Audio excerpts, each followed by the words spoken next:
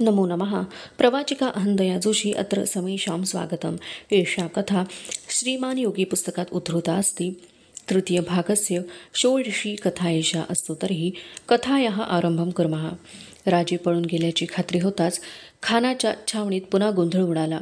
स्वतःचे कौतुक करून घेत बसलेला मसूद आपण आणलेला शिवाजी खोटा शिवाजी आहे हे कळताच हताश झाला। संतापाने त्याने पुन्हा फौज गोळा केली आणि मध्यरात्रीनंतर तो विशाळ गडाच्या वाटेला लागला। सिद्दी जोहरला नक्की काही उमजत नव्हते। कदाचित खरा शिवाजी अजून गडावरच असेल अशी शंका येऊन या गोंधळात विस्कळीत झालेला वेढा परत आवळून तो स्वतः गडाजवळच राहिला।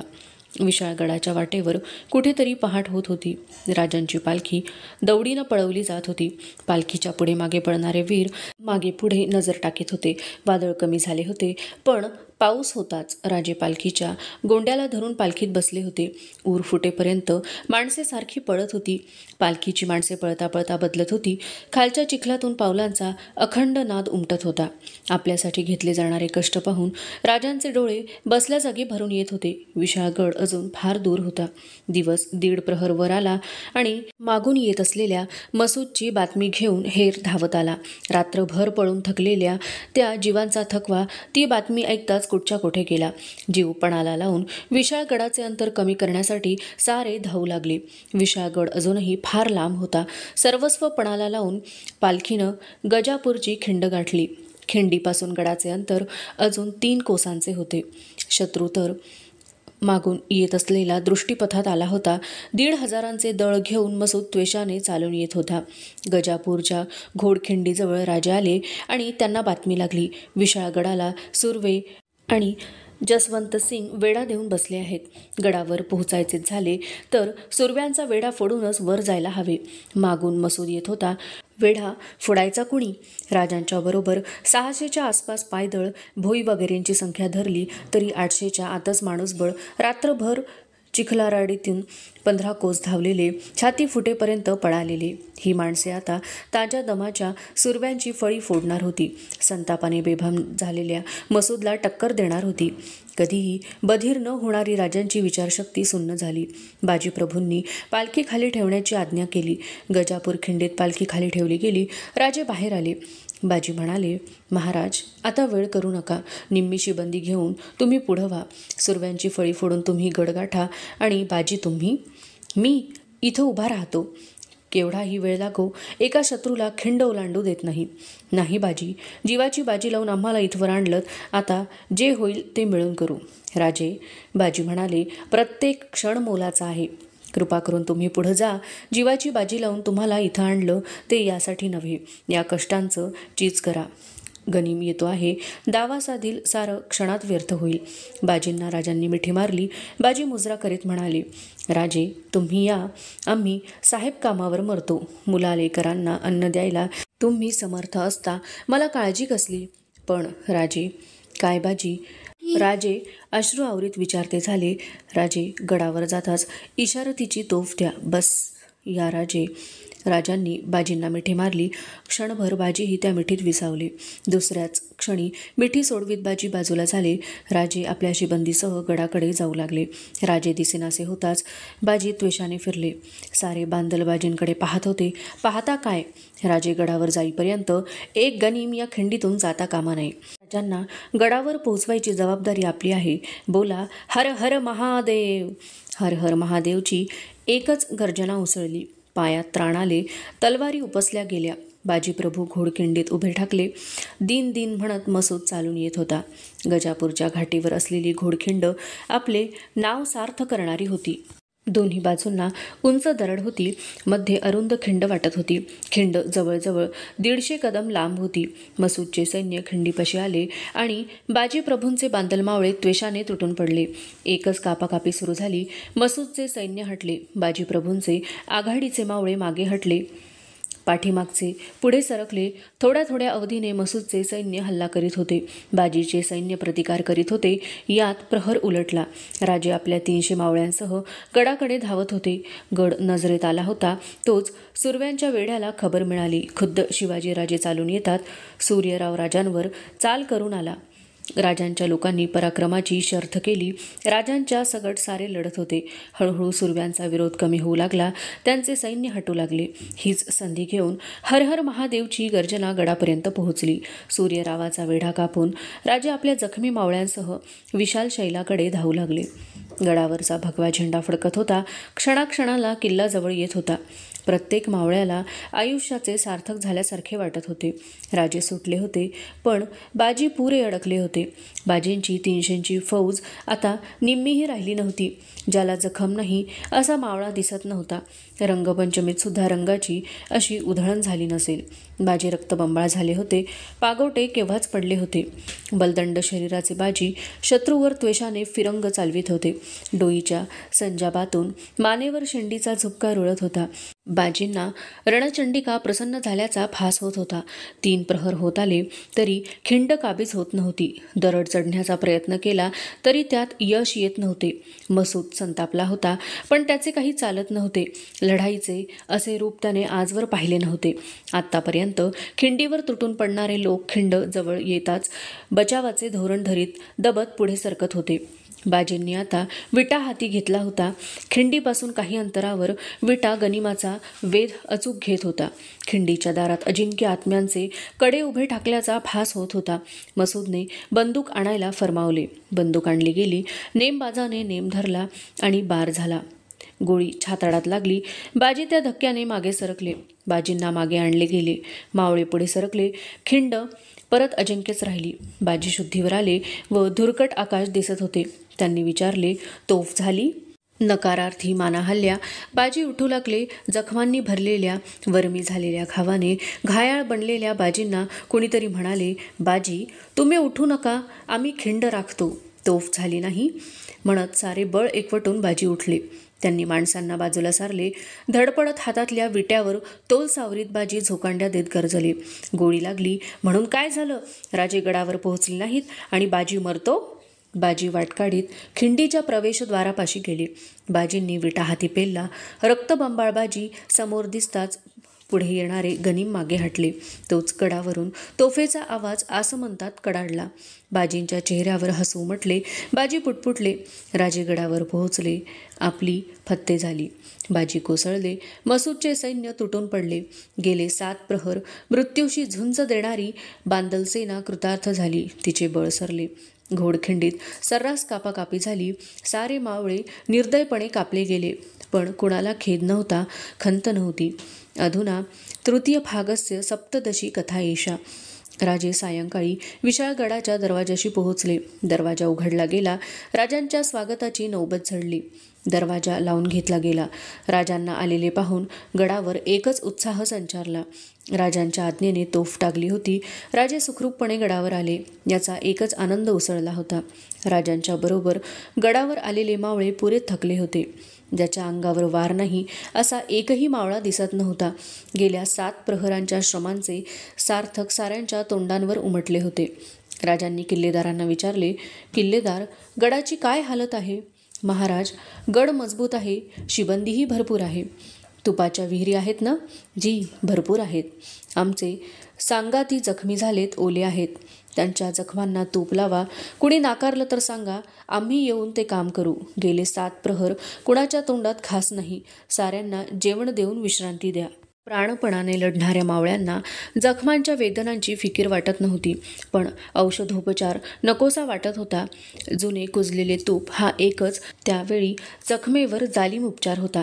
तुपाने जखमा कोरड्या राहत, पू धरत नसे. बघता बघता जखम भरून येई, पण ते तूप लावले की होणारी आग मात्र भयंकर असे.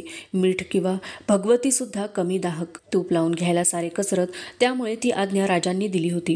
राजांनी विश्रांती घेतली नाही. मावळत्या धुसर प्रकाशात ते पाहत होते. गजापूरची खिंड शांत होती. त्या बाजूने गडावर येणाऱ्या कुणाची जाग नव्हती. राजे चिंताचूर झाले होते. विशाळ गडावर वेढा देऊन बसलेल्या सुरव्यांचा संताप मनात उफाळत होता. राजांनी आपले लोक म्हणून सुरव्यांची गय केली होती. तेच सुरवे खानाचे सरदार बनून आज राजांच्यावर शस्त्र उगारायला धसले होते. राजे विशाळगडाच्या वाड्यात आले. किल्लेदारांनी सर्व सोय लावली होती. राजांचे सामान आणि खजिना महादेवाने व्यवस्थित लावून घेतला होता. राजे महालात बैठकीवर बसले होते. सारे वातावरण चिंताचूर झाले होते. गजापूर खिंडीत काय घडले हे सर्वांना कळत होते, पण बोलून दाखवायची हिंमत एकालाही नव्हती. किल्लेदार आले. त्यांच्या पाठोपाठ एक जखमी बांदल सेवकांच्या आधाराने आणला जात होता. राजे उठले. त्यांनी त्या रक्तबंबाळ सेवकाला सावरून आपल्या बैठकीवर बसवले. त्या जखमीला ग्लानी येत होती. थंड पाण्याचा शिडकावा त्याच्या मुखावर केला गेला. मशाली जवळ आणल्या. त्या जखमीने डोळे उघडले. राजांना पाहताच तो उठू लागला. राजांनी त्याला सावरले. राजे म्हणाले, सांग. राजे, बाजी लढले. तोफ ऐकायला जीव घोटाळत होता. नव्या जखमेला अंगावर जागा नव्हती. मसूदनं बंदूकवाला पुढं केला. बाजींना गोळी घातली. जखमीने श्वास घेतला. राजे भरल्या आवाजाने विचारते झाले, काय झालं? बाजी पडले. आम्ही त्यांना मागे नेलं. खिंड लढतच होती. गोळी छाताडाला वर्मी लागली होती. बाजी शुद्धीवर आले. त्यांनी विचारले, तोफ झाली? आणि अद्याप तोफ झाली नसल्याचं त्यांना समजलं. बाजी म्हणाले, राजे अजून कसे गडावर जात नाहीत? बाजी तसेच उठले. कुणाला आवरेनात. विटा घेऊन खिंडीच्या तोंडाला ते जात होते. बाजी म्हणत होते, राजे गडावर गेले नाहीत. गोळी लागली म्हणून काय झालं? राजे गडावर गेले नाहीत तर बाजी मरतो कसा? राजांची टिपे गळत होती. ऊर कोंडला होता. साऱ्यांची ती स्थिती झाली होती. जखमी सांगत होता, तोच तोफ झाली. ती ऐकताच बाजी ओरडले. राजे गडावर गेले आणि आपली फत्ते झाली. राजे मुजरा आणि बाजी कोसळले. साऱ्यांचंच अवसान सरलं होतं. मसूद चालून आला. सारे कापले गेले. मी खिंडीत होतो तसाच आलो. राजे, आपली फत्ते. जखमीने मान टाकली. हुंदके देत राजांनी जखमीची मान बैठकीवर ठेवली. राजे उभे राहिले. आपला दुशेला सोडून त्यांनी जखमीवर पांघरला. राजे म्हणाले, बाजी, तुम्ही गेलात, घोडखिंड पावन केलीत. किल्लेदार, घोडखिंडीचं नाव पावनखिंड ठेवा. दुसऱ्या दिवशी राजे तटावरून पाहत होते. मसूद आणि सुर्वे मोर्चे उभारण्याच्या तयारीत गुंतलेले होते. गडाला वेढा देण्याची तयारी राजांनी ओळखली. किल्लेदारासह ते वाड्यात आले. राजांनी आज्ञा दिल्या. त्या रात्री गडाच्या दोन्ही बाजूंनी सैन्य चुपचाप उतरले. सुर्वे अथवा मसूद यांना राजे खाली येऊन हल्ला करतील असे वाटले नव्हते. चांदण्या रात्री वादळ वाऱ्यात काकडत असलेल्या मसूद आणि सुर्वे यांच्या सैन्यावर मराठे तुटून पडले. एकच गोंधळ, एकच कापाकापी झाली. बेसावत छावणीची त्रेधा तिरपीट उडून गेली. तेवढ्यात दोन्ही बाजूंना गोंधळ माजला होता. किती शत्रू आहे याचा अंदाज लागत नव्हता. मसूद, सुर्वे भयभीत झाले होते. राजांचे सैन्य जसे चुपचाप उतरले तसेच कामगिरी फत्ते करून ते परत गडावर गेले. सकाळ झाली तेव्हा मसूद, सुर्वे यांची छावणी भयभीत नजरेने गडाकडे पाहत होती. विशाळ गडावर मोर्चे बांधून इतके दिवस झाले होते, पण आजवर गड शांत होता. राजांनी विचारले, किल्लेदार, गडावरून तोफा डागल्यात कधी? नाही महाराज, आपण तिकडे वेढ्यात होता. इकडे धामधूम माजवून उपयोग होणार नाही असं वाटलं. चांगलं केलं. आता वेळ न करता बुरुजांच्या तोफा डागायला सांगा. किल्लेदाराच्या सर्व लक्षात आले. तो तातडीने बाहेर गेला. गडावरच्या बुरुजावरच्या तोफांची जागा राजांनी पाहिली. ज्या ठिकाणी मोर्चे तोफांच्या पल्ल्यात होते अशा अनेक जागा होत्या. राजांनी त्या जागांच्या तोफांना बत्ती द्यायला हुकूम दिला. एकाच वेळी 4 बाजूंच्या तोफा धडाडल्या. वेढा, मोर्चे कुठच्या कुठे विस्कटले गेले. रात्रीच्या प्रकारानंतरचा हा प्रकार म्हणजे कळस होता. मसूद, सुर्वे आपापल्या सैन्याची धावपळ बघत होते. राजे हसत होते. मसूदने तो अवघड किल्ला पाहिला होता. सुर्व्यांना सोडून तो परत सिद्दी जोहरकडे जायला निघाला. सुर्वे एकटे वेढा द्यायला तयार नव्हते. दोघांनीही वेड्याचा नाद सोडला आणि थोड्याच दिवसात वेढा उठवून ते सिद्दी जोहरकडे गेले. राजांची वाट मोकळी झाली. राजांना आता काळजी होती शास्ता खानाची. राजे राजगडाकडे निघाले. अधुना तृतीय भागस्य अष्टादशी कथा एषा. राजे राजगडाच्या पायथ्याशी आल्याची बातमी जिजाबाईंना मिळाली. कैक महिन्यांनी राजे गडावर येत होते. अनेक मोहिमा पार पाडून संकटांना तोंड देऊन राजे येत होते. राजगडावर एकच आनंद ओसंडत होता. अफजल वधाच्या आधीचा काळ धरला तर जवळजवळ वर्षभर जिजाबाई राजांच्या काळजीत होत्या. निवांतपणे असे राजे आताच भेटणार होते. गडाच्या प्रथम दरवाजाचा नगारा वाजला. पुतळाबाई राणीसाहेबांनी संभाजीराजांना कपडे करून त्यांना मासाहेबांच्या महालात आणून सोडले. जिजाबाई संभाजीला म्हणाल्या, शंभूराजे, तुमचे आबासाहेब येत आहेत, त्यांना सामोरे जा. संभाजीराजे हुजऱ्याबरोबर बाहेर आले. मोरोपंत पिंगळे, सोनोपंत सारे तयार होते. सर्वांसह शंभूराजे वडिलांचे स्वागत करायला वाड्याबाहेर आले. बाले किल्ल्याच्या दरवाजात राजे आले आणि त्यांची नजर शंभूराजांवर गेली. राजांनी शंभूराजांना कवटाळले. त्यांना उचलून घेऊन राजे बाले किल्ल्यात आले. जिजाबाईंना पाहताच राजे थांबले. शंभू बाळांना त्यांनी खाली उतरविले. राजांनी जिजाबाईंचे पाय शिवले. जिजाबाईंनी राजांना मिठीत घेतले. जिजाबाई उद्गारल्या, शिवबा, मासाहेब, तुमच्या आशीर्वादानं आम्ही सुखरूप परत आलो. राजे, आमची प्रत्येक रात्र इकडे वैऱ्याची गेली. खरं सांगू मासाहेब, आम्हाला स्वराज्याची आता काळजी वाटत नाही. कारण दप्तरावर तर आपलं लक्ष आहेच, प्रसंग पडला तर आपण मोहिमेला सुद्धा सज्ज होता हे आम्हाला नवीन समजलं. जिजाबाई लाजल्या. त्या म्हणाल्या, आई, झाला असता म्हणजे कळलं असतं. पन्हाळ्याला अडकून पडलात, काही सुचेना म्हणून स्वतः निघालात. तेवढंच नव्हे तर आम्ही वेढ्यात असता शास्ताखानावर फौज पाठवलीत ते ऐकून तर आम्ही धन्य झालो. चला राजे, पुष्कळ बोलायचं आहे, विचारायचं आहे. जिजाबाईंच्यासह राजे वाड्यात आले. सायंकाळी जिजाबाई आणि शिवाजीराजे बोलत बसले होते. शेजारी महादेव उभा होता. राजे म्हणाले, मासाहेब, हा तुमचा नजरबाज वेळीच गडावर आला नसता तर मात्र प्रसंग बाका होता. जिजाबाई म्हणाल्या, राजे, एवढे नजरबाज सोडले पण कोणीच आत जाऊ शकलं नाही. सारे परत आले.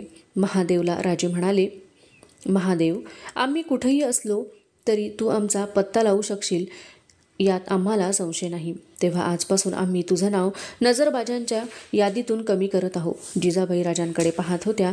महादेव घाबरला होता. तो म्हणाला, महाराज. महादेव राजे हसले. आता आमची जबाबदारी वाढते आहे. आमच्याजवळ तुझ्यासारखी हरहुन्नरी माणसं असायला हवीत. कोणता प्रसंग केव्हा येईल हे सांगता येत नाही. तेव्हा यापुढं तुझी नेमणूक आमच्या खास रक्षक दलावर करीत आहोत. इतक्यात नेताजी पालकर आणि कान्होजी जेधे आल्याची वर्दी आली. नेताजी राजांच्या सामोरे जायला भीत होते. पन्हाळगडाचा वेढा नेताजी फोडू न शकल्यामुळे राजांच्या समोर यायला नेताजी कचरत होते. त्याचमुळे कान्होजींना घेऊन नेताजी गडावर आले होते. कान्होजींच्यासह नेताजी महालात आले. मुजरा करून दोघे उभे राहिले. नेताजी राजांची नजर टाळीत होते. मासाहेब, राजे म्हणाले, आमचे सेनापती आमच्याबरोबर यायला संकोच करतात. म्हणूनच कान्होजींचं पाठबळ घेऊन नेताजी काका हजर झाले आहेत. कान्होजी गडबडीने म्हणाले, आपण येणार म्हणून बातमी आली. गडावर यायला निघालो होतो. वाटेत नेताजी भेटले. मिळून आलो. कान्होजी, इतक्या सहजासहजी का सांगाती सापडतात?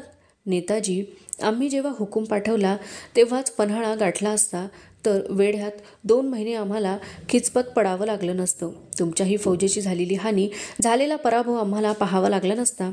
लढाईत क्षणाला महत्त्व असतं. क्षणाचा अवधीसुद्धा जय पराजय ठरवू शकतो. तिथं असं गाफील राहून चालत नाही. कसूर नसेल तर जय पराजयाचं आम्हाला काही वाटत नाही. तुम्ही शहापूरचा केलेला पराक्रम आम्ही ऐकला आहे. त्या धाडसाबद्दल तुमचं कौतुक करावं तेवढं थोडं आहे. त्या बोलांनी नेताजींना धीर आला. त्यांच्या चेहऱ्यावर परत हास्य विलसले. राजे म्हणाले, त्याहीपेक्षा एक कामगिरी अशी बजावलीत की ज्यासाठी 100 गुन्हे माफ व्हावेत. खुद्द मासाहेब आमची सुटका करण्यासाठी निघाल्या होत्या. त्यांना तुम्ही परावृत्त केलंत, आमचं छत्र राखलत. कान्होजी, मासाहेबांच्या देखत तुम्हाला एक विनंती करायची आहे. आज्ञा करावी महाराज. कान्होजी, अफजलवधानंतर आम्ही तुम्हाला आमच्या दरबाराचं मानाचं पहिलं पान दिलं होतं, आठवतं? जी, पन्हाळगडावर आम्ही वेड्यात सापडलो होतो. सुटकेचा मार्ग काही दिसत नव्हता आणि हा महादेव गडावर अचानक अवतरला. गड सोडण्याचा बेत पक्का झाला. बाजीप्रभू देशपांडे, आज आठवण झाली तरी मन कालवतं. त्यांनी आमची जोखीम उचलली आणि गडावर तुफान असता आम्ही गड सोडला. पन्हाळगडापासून खेळण्यापर्यंत 14 कोसांचं अंतर, दिवस रात्रीची उपासा तापासाची, चिखला पाण्याची कशाची पर्वा न करता आमची पालखी अखंड पळवली जात होती. घोडखिंडीजवळ मागून आलेल्या गनिमांनी आम्हाला गाठलं. प्रसंग बाका. खेळण्याला सुर्वे वेढा देऊन बसलेत याची कल्पना नाही. मागं पुढं प्रबळ शत्रू उभा होता. अखंड 7 प्रहर धावलेली उपाशी बांदलसेना घेऊन बाजी खिंड लढायला सज्ज झाले. आम्हाला म्हणाले, राजे तुम्ही गडावर जा, तुम्ही पोहोचल्याची तोफ ऐकू येईपर्यंत एकाही गनिमाला पुढं सोडणार नाही. साहेब कामी आम्ही मरतो. निम्म्या शिबंदीनं आम्ही गड गाठला, पण बाजी निम्म्या शिबंदीसह खर्ची पडले. कोणी वाचलं नाही.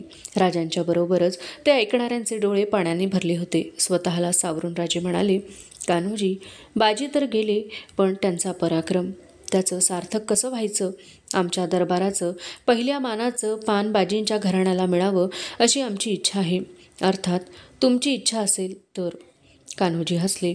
मग राजे त्यात एवढा विचार कसला करता? बाजींच्या पराक्रमामुळं तुमचे पाय आम्हाला दिसले. आम्ही आनंदानं पहिल्या पानाचा मान सोडतो. राजे उठले. कान्होजींना अत्यंत आदराने मिठी मारीत राजे म्हणाले, खोट्या मानासाठी हवी ती लाचारी पत्करायला मागं पुढं न पाहणारे आपण मराठे. कान्होजी तुमच्या या कृत्यानं तो कलंक आज धुवून निघाला. नेताजी म्हणाले, महाराज चाकणला संग्रामदुर्गावर शास्ताखानानं वेढा घातला आहे. फिरंगोजी आज 1.5 महिना गड लढवीत आहेत. त्यांना तातडीनं काहीतरी मदत करायला हवी. आमच्या लक्षात आहे. आपण त्याचा उद्या निर्णय करू. निदान आजचा दिवस तरी आम्हाला मासाहेबांच्या संगतीत काढू द्या. सोयराबाई आत आल्या. त्या म्हणाल्या, ताटं करू देत ना? जरूर. आज आनंदाचा दिवस आहे. नेताजी कान्होजी हेही आमच्याबरोबर पंक्तीला बसतील. रात्री पंगत बसली होती. पंक्तीवर नजर ठेवण्यासाठी समोर पाटावर जिजाबाई बसल्या होत्या. जेवता जेवता राजे एक एक आठवण सांगत होते. सारी पंगत भान हरपून राजांचा बोल मनात साठवीत होती. अधुना तृतीय भागस्य 19 ही कथा एषा. आबासाहेब उठा ना आबासाहेब. त्या बोलांनी राजे जागे झाले. त्यांनी पाहिले तो छोटे संभाजीराजे पलंगापाशी उभे होते. 2 प्रहरी जेवून राजे पलंगावर विचार करीत पडले होते. तोच त्यांना झोप लागली होती. राजांनी शंभूबाळांना अलगद उचलून घेतले. आपल्या पोटावर शंभूबाळांना बसवीत त्यांनी विचारले, बाळराजे कोणी उठवायला सांगितलं तुम्हाला? आईसाहेबांनी. कुठं आहेत? बाहेर, दाराजवळ. बोट दाखवीत शंभूराजे म्हणाले. कोण आहे बाहेर? राजांनी विचारले. पुतळाबाई राणीसाहेब पदर सावरून आत आल्या. राजे म्हणाले, राणीसाहेब एक प्रार्थना आहे. पुतळाबाई म्हणाल्या, कसली? आपण मला राणीसाहेब म्हणू नये. ती जागा माझी नाही. नाही कशी? फार तर धाकट्या राणीसाहेब म्हणू. बरं वाईट काहीही बोलायला आपला अधिकार आहे. वाटलं ते सांगितलं. राजे उठून बसले. संभाजीला कुरवाळीत ते म्हणाले, बाळराजे तुम्हाला आईसाहेब म्हणतात, तुमच्यावर प्रेम करतात. लहान मुलं माणसं पटकन ओळखतात. ती काय मायेनं घेतली तर कुणाकडेही जातात. ठीक ठीक म्हणाल ते खरं.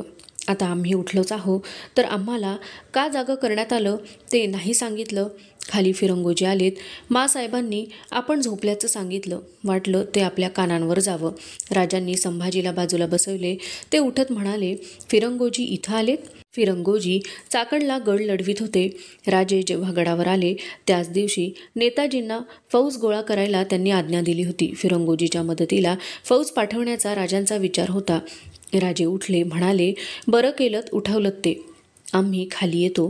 पुतळाबाई जाण्यासाठी वळल्या. राजांनी हाक मारली. पुतळा. उभ्या जागी पुतळाबाईंचे अंग मोहरले. त्या वळल्या. पुतळाबाई तशाच उंच्यापुऱ्या सडपातळ होत्या. सईबाई सावळ्या होत्या. पुतळाबाई नावाप्रमाणे उजळ होत्या. सईबाईंचे डोळे नेहमी हसरे असत, तर पुतळाबाईंच्या डोळ्यात सदैव कारुण्य दिसे. पुतळाबाई हसल्या. त्या म्हणाल्या, जी शंभूबाळांना घेऊन जाताना आम्ही कपडे बदलून खाली जातो. संभाजी पुतळाबाईंच्याकडे धावला. त्यांचा हात धरून तो महालाबाहेर गेला. राजांनी कपडे बदलले आणि ते खाली आले.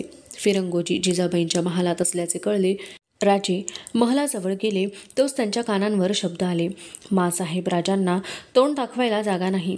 तसा गड शास्ताखानाला दिला नसता, पण त्यानं घात केला. भुयार काढून गडापर्यंत तो आला आणि भुयारातून दारू पेरून त्यानं उडवली. तटाला खिंडार पडलं तरी गनीम आत घेतला नाही. शिबंदी थोडी 50 दिवसात थकली आणि गड सोडून आलो. राजांच्या समोर जाण्यापेक्षा जीव द्यावा असं वाटत होतं, पण वाटलं पाप केलं ते निस्तरायला का भ्यायचं म्हणून आलो. फार चांगलं केलं म्हणत राजे आत आले. महालात जिजाबाई बसल्या होत्या. फिरंगोजी मोरोपंत उभे होते. राजांना पाहताच फिरंगोजी पुढे झाले. ते पाय शिवत असता राजांनी त्यांना उभे केले. फिरंगोजी तुमच्या डोळ्यात अश्रू शोभत नाहीत. पुसा ते डोळे. राजे शर्मिंदे आम्ही आहोत. फिरंगोजी अपराध असेल तर तो आमचा आहे. तुम्ही एकाकी गड लढवित असता तुम्हाला मदत पाठवणं आम्हाला शक्य झालं नाही आणि तुम्ही कुणाची मदत नसता खानाच्या एवढ्या मोठ्या फौजेला लढत दिलीत. 50 दिवस संग्रामदुर्ग लढवलात. तुमचं कौतुक करायला शब्द अपुरे आहेत. मासाहेब, फिरंगोजींचा सन्मान करायला हवा. गड सोडला म्हणून फिरंगोजी खेदाने म्हणाले. त्यांचे कल्ले परत थरथरले. फिरंगोजी, जय पराजय आम्ही मानित नाही. आम्ही मानतो पराक्रम, जिद्द. मोरोपंत म्हणाले, महाराज, फिरंगोजींचं शौर्य पाहून खुद्द खानानं फिरंगोजींना आपल्याकडे बोलवलं. त्यात आश्चर्य काय? खान बोलावील, पण फिरंगोजी जायला हवेत ना. गेल्या जन्मीचे हे आमचे देणेदार. देणं फेडल्याखेरीज जातील कसे? पंत, फिरंगोजींचा आम्हाला सत्कार करायचा आहे. मोरोपंत गेले. काही वेळातच ते मानाचे तबक घेऊन आले. मासाहेबांच्या समोर ते तबक ठेवण्यात आले. मासाहेबांनी आच्छादन काढले. तबकात भरजरी दुशेला तलवार होती. जिजाबाई म्हणाल्या, फिरंगोजी या. तो दुशेला आणि तलवार स्वीकारताना फिरंगोजींचे हात थरथरत होते. राजांचे शब्द कानांवर आले. फिरंगोजी, हा नुसता मान नाही, ही भूपाळगडची किल्लेदारी आहे. भूपाळगड? फिरंगोजी आश्चर्यचकित होऊन म्हणाले, भूपाळगड आमचा एक अव्वल गड. आदिलशाहीच्या सरहद्दीवर असलेला हा आमचा किल्ला. आम्ही तो मुद्दाम बांधवून भक्कम केला आहे. अशा मोक्याच्या जागेवर तुमच्यासारखेच जिद्दीने लढत देणारे किल्लेदार हवेत. भोपाळगडसारख्या जबाबदारीच्या गडासाठी आम्ही त्याच तोलामोलाच्या माणसाच्या शोधात होतो. खानानं आम्हास भोपाळगडाचा किल्लेदार मिळवून दिला. संभाजीराजे महालात आले. जिजाबाईंना बिलगले. जिजाबाई म्हणाल्या, बाळराजे, फिरंगोजी आजोबांना मुजरा नाही केलात. 3 वर्षांची उमर ओलांडलेल्या बालराजांनी फिरंगोजींच्याकडे पाहिले. त्यांचा चेहरा परिचित होता. माणूस नौका वाटत नव्हता. राजे म्हणाले, बाळराजे, फिरंगोजींचा घोडा करीत होता ते विसरला? जिजाबाई म्हणाल्या, उठा बाळराजे. संभाजीराजे उठले. त्यांनी फिरंगोजींना मुजरा केला. फिरंगोजींनी पटकन राजांना उचलले. संभाजीराजे हसले. तृतीय भागस्य विंशतिः कथा एषा. राजगडावर राजांच्या भेटीसाठी सारे गोळा झाले होते. येसाजी, तानाजी, कान्होजी, फिरंगोजी, नेताजी असे राजांचे सरदार राजांच्या भोवती जमा झाले होते. शास्ता खानाने चाकणचा संग्रामदुर्ग काबीज केला होता. पावसाळा संपत आला होता. शास्ता खान पावसाळा संपताच हालचाल करणार यात शंका नव्हती. त्याचवेळी आदिलशहा स्वतः शिवाजीचा पराभव करण्यासाठी विजापुराहून निघाल्याची बातमी होती. दोन्ही प्रबळ शत्रू एकाच वेळी राजांवर चालून येत होते. त्यावर राजे विचार करीत होते. जिजाबाई म्हणाल्या, राजे, जर आदिलशाही आणि मोगलाई एक झाली तर?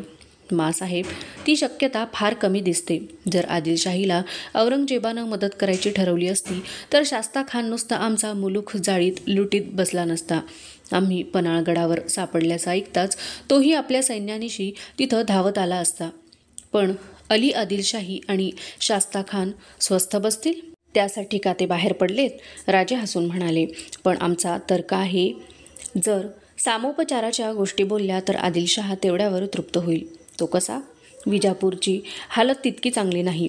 अफजल वध, त्यानंतर फाजल, रुस्तुम जमा यांचा पराभव, त्यांच्या मुलखात आम्ही वसूल केलेल्या खंडण्या, अंतर्गत दुही या सर्वांमुळं आदिलशहा त्रस्त आहे. आम्ही पळून गेल्यामुळं त्याची सिद्दी जोहरवर इतराजी झाली आहे.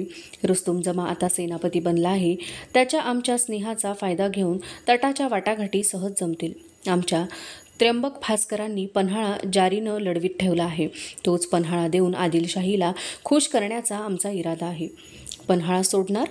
जिजाबाईंनी विचारले. मासाहेब, पन्हाळा परत घेता येईल, पण आदिलशहा खुद्द मिरजेला आले आहेत. आदिलशाहीचा प्रमुख किल्ला दिला तर ते खुश होतील. विशाळगड आमच्याकडे राहील. जिजाबाईंच्यासह सर्व विचारविनिमय करून राजांनी रुस्तुम जमाकडे वाटाघाटीसाठी आपला वकील पाठविला. अफजल खानाच्या स्वारीपासून आजवर तुंबलेली सर्व कामे राजांनी पाहायला सुरुवात केली. मध्यंतरी ते कल्याणला जाऊन आले. खाडीवर डोलणारी संगमेश्वरी गलबते पाहून त्यांचे मन प्रसन्न झाले. राजे भारावून आपली जहाजे पाहत होते. आबाजी महादेव शेजारी उभे होते. राजे म्हणाले, आबाजी, आता हे आमचं सामर्थ्य वाढवायला हवं. अनेक बंदरांवर आमची शेकडो लढाऊ गलबतं सज्ज दिसायला हवीत. फिरंग्यांच्यासारखी आमची गलबतं साता समुद्राकडे फिरायला जायला हवीत. तेवढ्या तातडीनं तुम्ही गलबतं पुरी करून घेतलीत याबद्दल आमचं कौतुक करावं तेवढं थोडं. आमचं कौतुक कसलं महाराज, एवढा अफजल खान आला, आपण पन्हाळ्यावर अडकून पडलात. पण गलबतांच्या कामात कधी दिरंगाई होऊ दिली नाहीत. काम बंद पडलं नाही, पैसा कमी पडला नाही, त्याचमुळं आजचा दिवस दिसतो. भवानीची कृपा, कल्याण खजिना आणि दुर्गाडीची दौलत मिळाली, त्यांचंच हे फळ. वर्षभरात झालेल्या मोहिमा, आरमाराचा खर्च, रायगडाच्या कामासाठी अखंड खर्चला जाणारा पैसा, यामुळे राजांना पैशाची फार चणचण निर्माण झाली नाही. दोन्ही बाजूंना प्रबळ शत्रू आल्यामुळे राजांना हालचाल करणेही कठीण जात होते. आणि एके दिवशी त्र्यंबक भास्कर गडावर आल्याची बातमी आली. राजांनी खास सदरेवर त्र्यंबक भास्करांचे स्वागत केले. पन्हाळगड खाली करून द्यावा लागला म्हणून त्र्यंबकराव नाराज होते. त्र्यंबकराव म्हणाले, राजे, तुमचा हुकूम आला म्हणूनच गड सोडला, नाहीतर अजून कैक महिने सिद्धी जोहरला वाळवत ठेवला असता. आम्ही ते जाणतो, पण त्र्यंबकराव, एवढ्या मोठ्या 2 शत्रूंच्या बरोबर एकाच वेळी लढत देणं इतकं सोपं नाही. राजकारणामध्ये चढाईपेक्षा माघारीला फार महत्त्व असतं, हे तुम्ही जाणता. पन्हाळा सोडावा लागल्याचं तुमच्या इतकं आम्हालाही दुःख आहे. पन्हाळा जातो कुठं? परत तो आपण घेऊ, पण त्याला अवधी आहे. गड सोडताना तुम्हाला त्रास झाला नाही ना? नाही. सिद्धी जोहर दिलदार स्वभावाचा आहे. काही त्रास न देता त्यानं सर्व सैन्याला गड खाली करू दिला. या तहामुळं जौहर, रुस्तुमजमा आणि खुद्द अली आदिलशाह खुश झाले आहेत. ती खुशी फार दिवस टिकणार नाही, याचं आम्हाला दुःख आहे. आदिलशहाबरोबर झालेल्या तहामुळे राजांच्या मनावरचा निम्मा ताण उतरला. राजे आता शास्ताखानाकडे बारकाईने पाहत होते. गडावर दररोज नजरबाजांची वर्दळ चालू झाली होती. एके दिवशी राजे मोरोपंतांना म्हणाले, पंत, ज्या प्रतापगडावर भवानीनं आमच्या हातून अफजलवध करून आम्हास आशीर्वाद दिला, त्या गडावर आमच्या कुलदैवताची स्थापना करावी असं आमच्या मनात फार आहे. मग अडचण कसली? देवीची सुंदर मूर्ती हवी. जशी आज्ञा. मोरोपंतांनी मूर्तीसाठी चांगली शिला आणायला बंबाजी नाईकांना नेपाळला पाठवले. नेपाळच्या गंडकी पाषाणाचा लौकिक फार मोठा होता. मोरोपंतांनी प्रतापगडावर देवीच्या देवळाचे काम सुरू केले. अवशिष्टा कथा अग्रिमे भागे पठिष्यते अस्तु तर्हि पुनर्मिलामः. तावन् मंगलं भूयात्, शुभं भूयात्. नमो नमः. धन्यवादः.